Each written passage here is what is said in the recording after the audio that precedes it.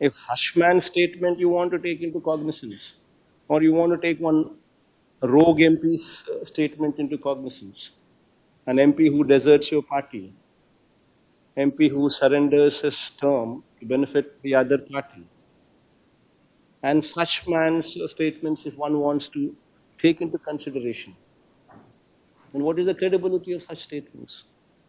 See, what is very important is, there should be some credibility in whatever you're trying to say. See what Mithun Reddy asked.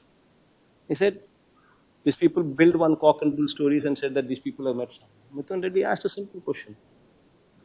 If we would have met, show me the Google takeout. And how am I connected? What is a fair question? But there's no reply to it. And everybody who's there, for instance, the CMO, how is CMO connected?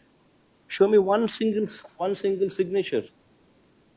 One single signature. I've shown you 3 signatures of Chandrababu Naidu. Show me one signature where the file came to CMO. And where is the question of CMO people being arrested, except for harassment? See, if such were to be the case, anybody can name even Modi and Amit Shah also. Who's stopping? Tomorrow, Congress government in any Karnataka state can also get one BJP MP, a rogue BJP minister or an MP or leader, come and give one statement against Amit Shah or Modi.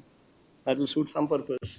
Then one BJP during one ex-Beverages Corporation MD, who happens to be during a corporation MD during BJP's regime, all what they need to do is they need to just bring in, harass them, and give one statement.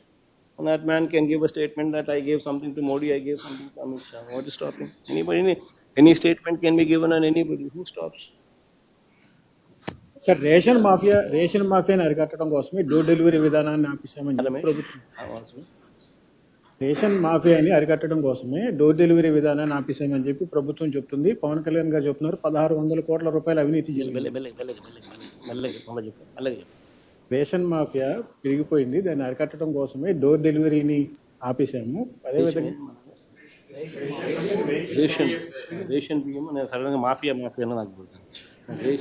Ration అక్రమ రవాణా జరుగుతుంది, దాన్ని అరికట్టడం కోసమే home డెలివరీని తీసేసామని చెప్పి government చెప్తుంది. పవన్ కళ్యాణ్ గారు అంటున్నారు 1600 కోట్ల రూపాయల అవినీతి జరిగింది. అసలు రేషన్ బియ్యం ఇంటింటికి పంపిస్తేనే అట్లీస్ట్ నువ్వు చెప్పే అక్రమాలు ఆగిపోతాయి. రేషన్ బియ్యం అనేది ఫస్ట్ ఆఫ్ ఆల్ ఎక్కడ అక్రమాలు జరుగుతాయి? ఫస్ట్ ఆఫ్ ఆల్ వీళ్ళు షార్టెక్స్ బియ్యంను ఆపేస్తారు. క్వాలిటీ పెంచి మేము షార్టెక్స్ బియ్యం ఇస్తూ ఉంటుంది. దానివల్ల నూకలు తక్కువ ఉండేటివి, మధ్యస్థ సన్నకార స్వర్ణ బియ్యాన్ని మాత్రం ప్రొక్యూర్ చేస్తూ ఉంటుంది. దానివల్ల తినేవాడు తినేదానికి ఉత్సాహం చూపేవాడు. ప్లస్ వీళ్ళెవరూ కూడా ఇబ్బంది పడకోకుండా ఇంటింటికి పోయి, ఇంటి వీధి చివరి దగ్గరికి పోయి, బండి అక్కడికి పోయి అక్కడనే డెలివరీ చేసేది. స్టాండ్ బై కింద వాళ్ళు మళ్ళీ సాయంత్రం పూట సచివాలయం దగ్గర బండి పెట్టుకొని అవైలబుల్గా కూడా ఉండేవాళ్ళు, ఎవరైనా మిస్ అవుట్ అయిపోతే. సో ఈ వెసులుబాటు వల్ల ఎవరైనా కూడా ఇంటికే వచ్చి ఇస్తూ ఉంటే తీసుకునేవాడు తీసుకుంటాడు. వేరే ఎవడో రేషన్ షాప్ డీలర్ దగ్గరికి మాత్రమే ఇప్పుడు పోవాలి. ఆ రేషన్ షాప్ డీలర్ అనేవాడు తెలుగుదేశం పార్టీ వాడు అయి ఉంటాడు. వాడు వైసీపీ పార్టీనో ఇంకొక పార్టీనో పోతా ఉంటే వాడు సతాయిస్తాడు. నా ఇంటికి రావాలంటాడు, నా దగ్గరికి రావాలంటాడు, నాకు సెల్యూడ్ కొట్టాలంటాడు, అప్పుడే నేను ఇస్తానంటాడు. ఇంటికి వచ్చిన మాదిలే అని చెప్పి పోరు. సో బియ్యం ఆటోమేటిక్లీ వీళ్ళు మిగులుతుంది. వీళ్ళు చేసేది మాఫియా. ఇంటికి పోయి తీసుకొని పోయి డోర్ డెలివరీ చేసేది ఒక సర్వీస్. ఆ సర్వీస్ను వీళ్ళు డోర్ డెలివరీ సర్వీస్ను తీసేయడం చేసిన తప్పు. ఆ తప్పును జస్టిఫై చేసుకుంటూ, ఆ తప్పును తప్పు కింద యాక్సెప్ట్ చేయకుండా, దానికి సారీ అనే పదం చెప్పకుండా దాని మీద కూడా బురద జల్లే ప్రయత్నం దుర్బుద్ధితో చేస్తూ ఉన్నారనేది వీళ్ళ సంకుచిత రాజకీయ మనస్తత్వానికి నిదర్శనం.